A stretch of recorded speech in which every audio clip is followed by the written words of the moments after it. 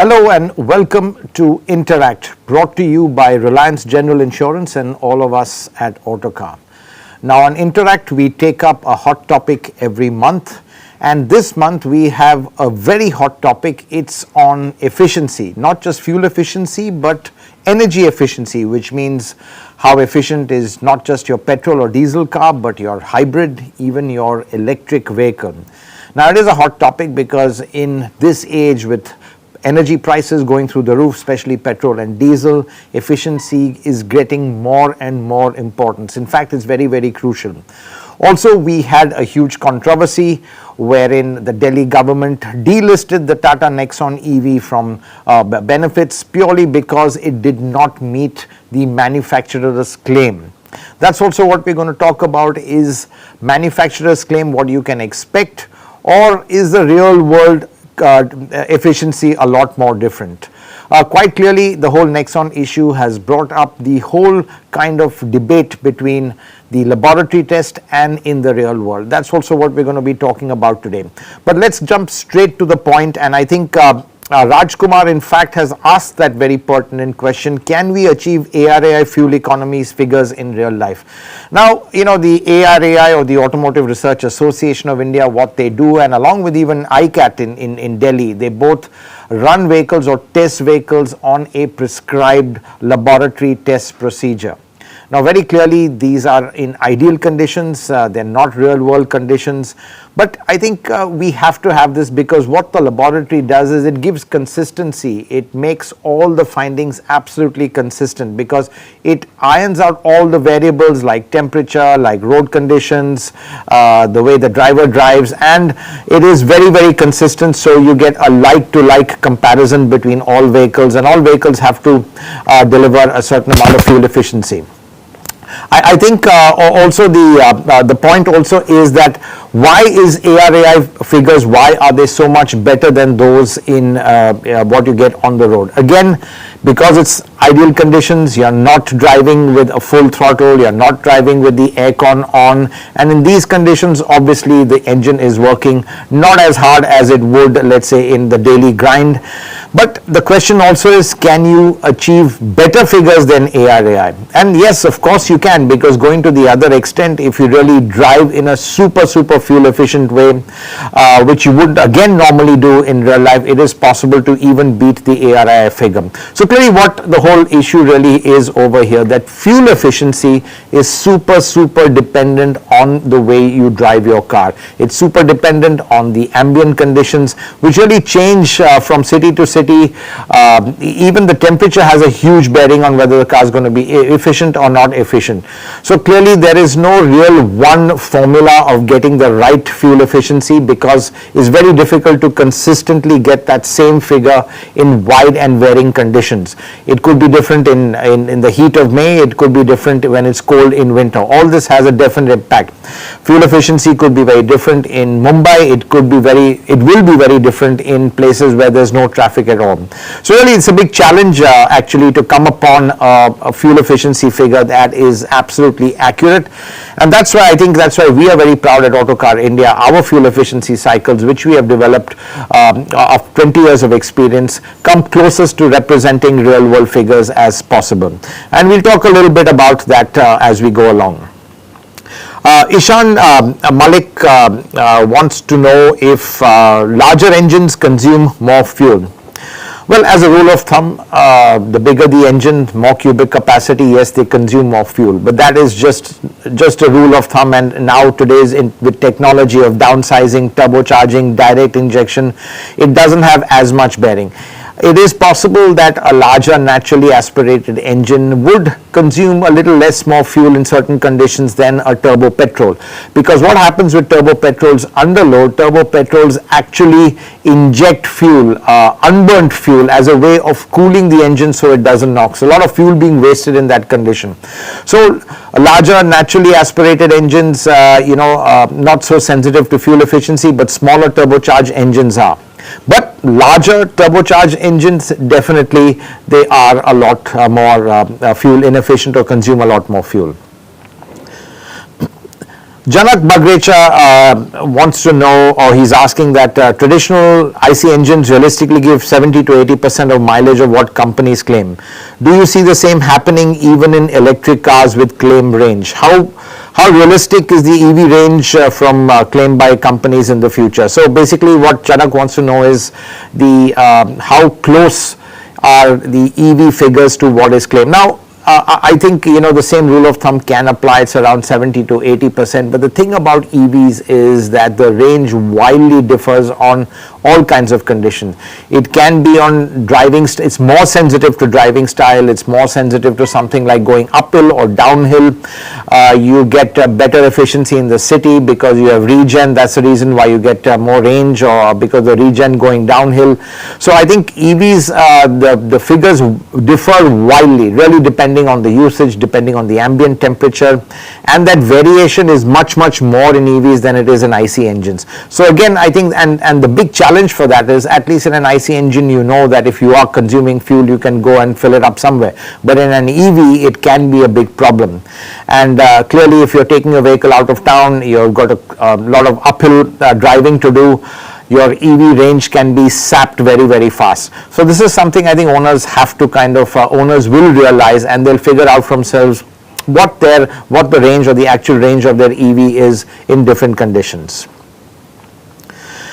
Jacob Cherian's question is, and this is something which a lot of people do, is will it help increase efficiency if tire pressure is increased by 1 or 2 notches, and how will that affect comfort?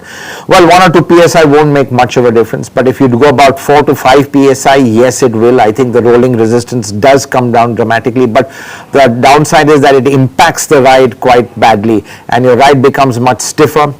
Honestly, on the highway, this is not a bad thing to do, because increasing tire pressure on the highway, apart from improving fuel efficiency, also is a safety factor, because what happens is then your sidewall flexes a lot less, the heat buildup in the tire is a lot less, and it's always safer to run with a tire with higher pressure than lower pressure on the highway. So I think it's something which one can do on the highway, but in town, honestly, the ride definitely does suffer, especially the low speed ride over the sharp edges, and it's better to dial back to the recommended pressure. Nishant Mankad, his question is on fuel additives. Does adding fuel additives help get good efficiency? Now, quite frankly, you get a lot of companies claiming that their fuel efficiency improves with additives, and in the past with Autocar India, we have tested some of these fuel additives to test the claim, but quite frankly, we found no real difference.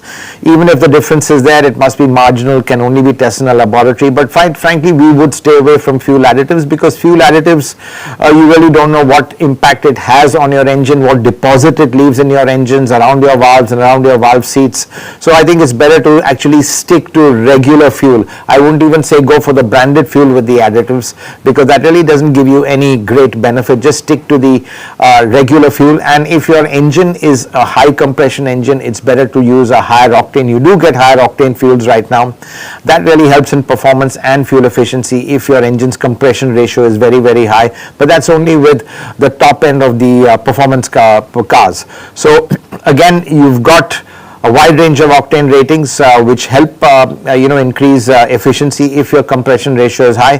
But having said that, high octane doesn't make any difference in a car, a mainstream car with a relatively low compression ratio, and you just be spending an extra amount on fuel without any benefit. Pankaj Somani has a question: what other methods can be used to really determine or test or determine your vehicle's efficiency?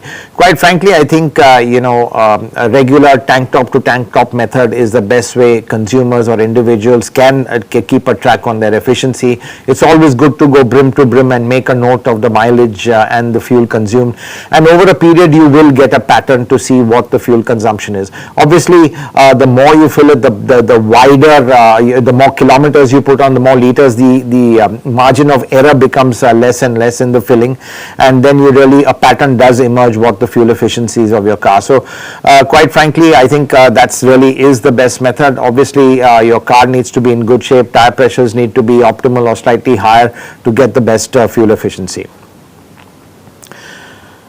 Apoorv Chetty has a question on the fuel injection systems that stop the fuel supply when there is no accelerator pedal input and the engine is still revving.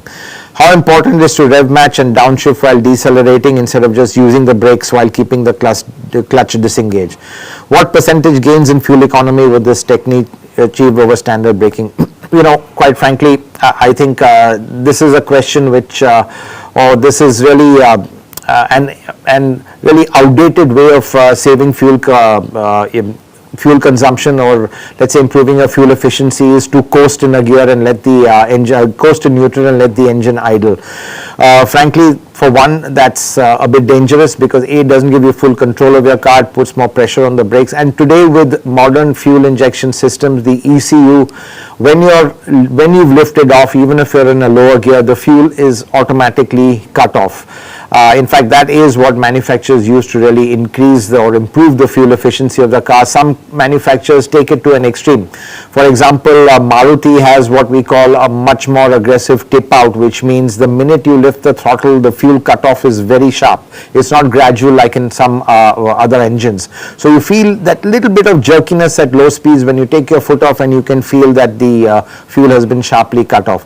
But today modern fuel injection systems and their ECUs, they typically cut the fuel the minute you lift the throttle. So really there's no, in fact, so in a way that's more fuel efficient than let coasting down with the engine in neutral or with the clutch down, because at that point the engine is idling and it is consuming a bit of fuel, as opposed to the fuel being cut off when you're at revs and the throttle pedal is off. Akhil's question is, what's the major difference between the WLTP method of testing fuel efficiency compared to the ARAI method? Well, WLTP, which is Worldwide Harmonized Light Vehicle Test Procedure, it's a long kind of acronym. It's been developed with sort of inputs from the European automotive industry, and basically this is a more realistic or real world test. I mean, it's still done in the laboratory, but there are a lot more elements to it. It's not as simplistic as the ARI or the NEDC figure on which it is based. For example, the distance is a lot longer. Instead of about 10-11 kilometers, the WLTP is around 23 kilometers. Instead of 20 minutes, it is 30 minutes. Instead of just having one phase of urban driving and semi-urban driving with the ARI figure, you have 4 different phases in WLTP. So, and all this, the kind of structure of the cycle is got from real world data, which is captured and then put back into the WLTP. So WLTP a lot more realistic. So typically WLT figures not as let's say optimistic as NEDC or ARAI figures. We've got a question from Kabir, and again he refers to the Nexon EV controversy. Is there a need for ARAI to change their testing procedure?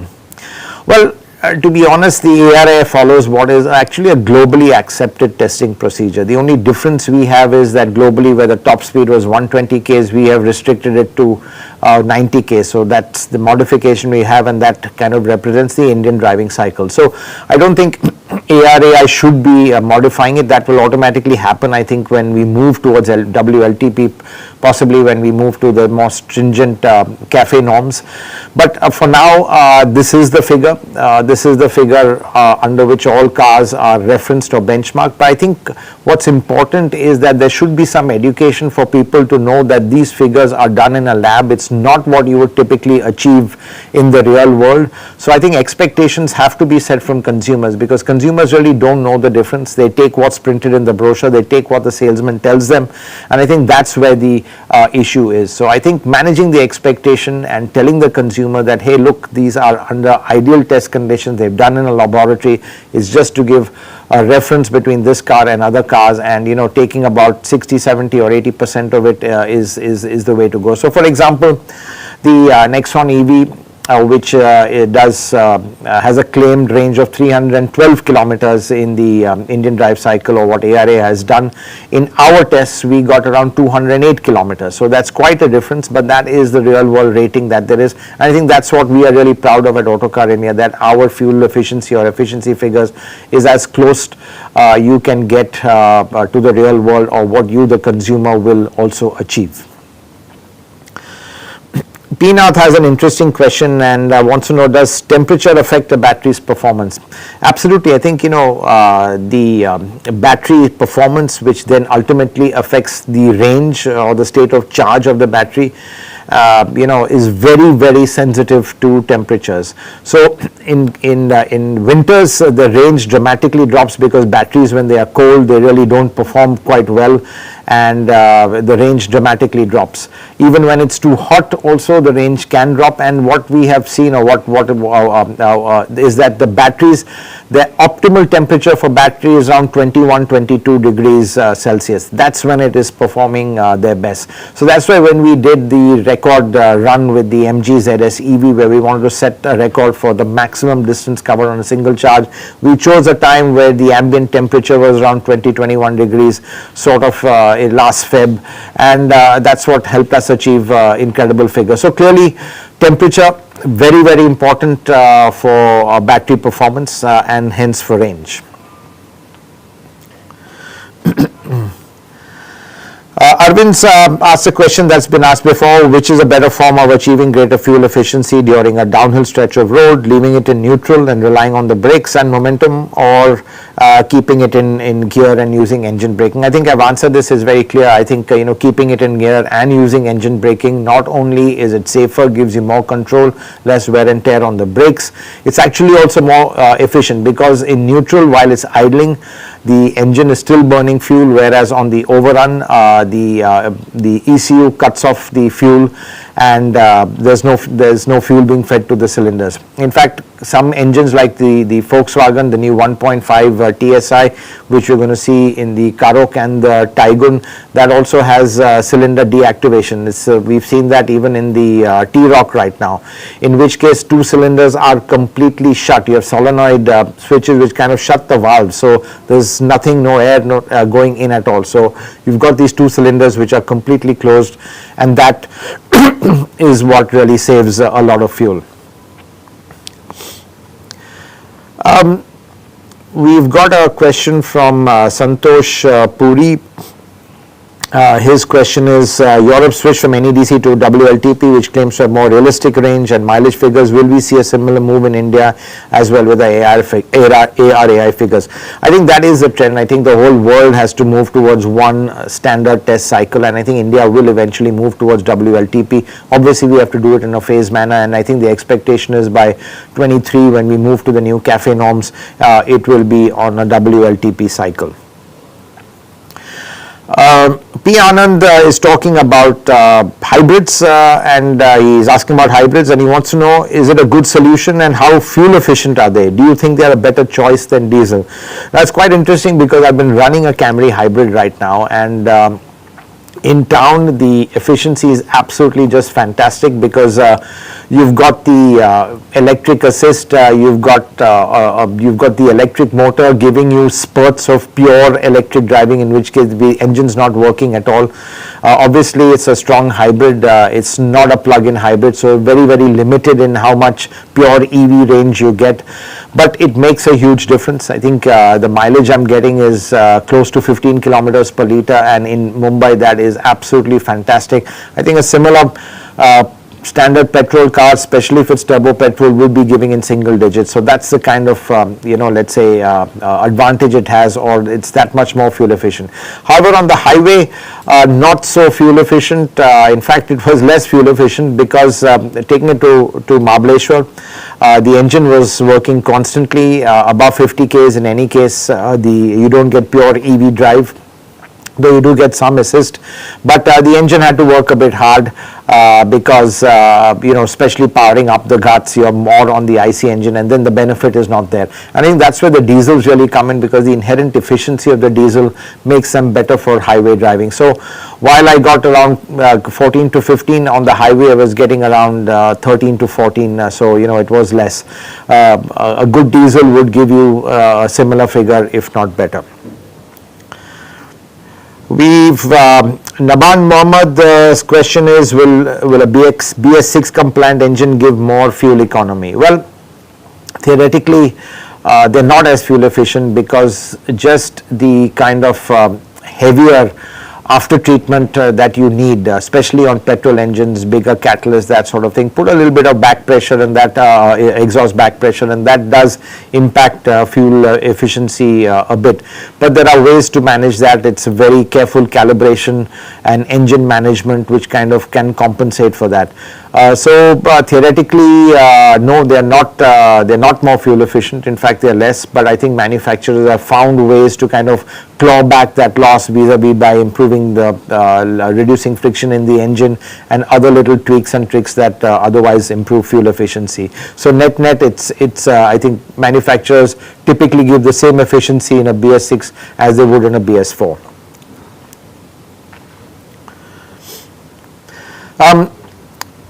Mayank Singh's question is, and I think we just explained that, please explain cylinder deactivation and how it helps efficiency. So I think just like what we said, what it does is basically it not only cuts off the fuel to the engine, it shuts the valves also. So you just got the piston moving, but the valves are shut, so it's not sucking in air. There's absolutely, it's like the piston is absolutely, the combustion chamber is absolutely sealed off, and that's really the fundamentals of cylinder deactivation. We've got Jonathan Pereira, whose question is, will a small turbocharged engine consume more fuel than a larger naturally aspirated engine? Again, I think we've touched on this before, that let's say the variation in fuel consumption in a small turbo petrol is much more than in a naturally aspirated engine. So I think clearly it depends on the way you drive. You drive a small turbo petrol very lightly with a light foot, you will be rewarded with good fuel efficiency. But if you don't, the fuel efficiency can go south and be even worse than a naturally aspirated engine. Naturally aspirated engine, that margin is a much smaller, but typically bigger engines with let's say bigger cylinders, bigger valves, a bigger combustion engine, they suck in more air and fuel, and typically as a rule they are not as fuel efficient as a smaller capacity engine. But again, turbocharged, they just with the boost, they ram a lot of fuel and air into the cylinders, and that again gives you a lot of power, but also that takes a fair amount of fuel. So really there's now no real hard and fast rule, just the way the tech has evolved. But I think it again is down to the fact, to put it very simply, turbo petrols much more sensitive to your driving style.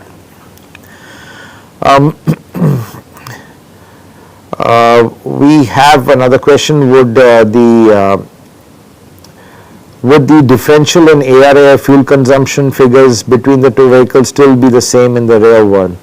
Well, not necessarily. You don't have a consistent, let's say, delta or difference between all vehicles. It really depends how they are. Let's say a smaller vehicle or a smaller engine vehicle, put on the AC, the impact of that or the load on the engine will be much more. So the loss of using the AC in a smaller engine vehicle will be a lot more than in a bigger engine vehicle. And as you know, in ARAI they don't really use the aircon, so that difference again is there. So it's really not the same, but you can say ARAI is a good rule of thumb to get a certain idea of how fuel efficient it is, and you can expect a real world, by discounting a certain percentage, you can extrapolate a certain real world figure.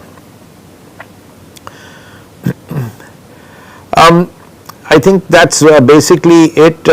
We have, I think these are the questions we have, and so thanks very much for tuning in. This is a real hot topic. A lot of you concerned about fuel efficiency and all those figures that are being put out there. But I think what I want to say is just remember that if you really want the honest and real world fuel efficiencies, they are there in every issue of Autocar magazine of the vehicles we've tested or on our website autocarindia.com. So do check that out. So that's it from me on Interact. Thanks for joining us, and I'll see you next month with another hot topic. Thank you.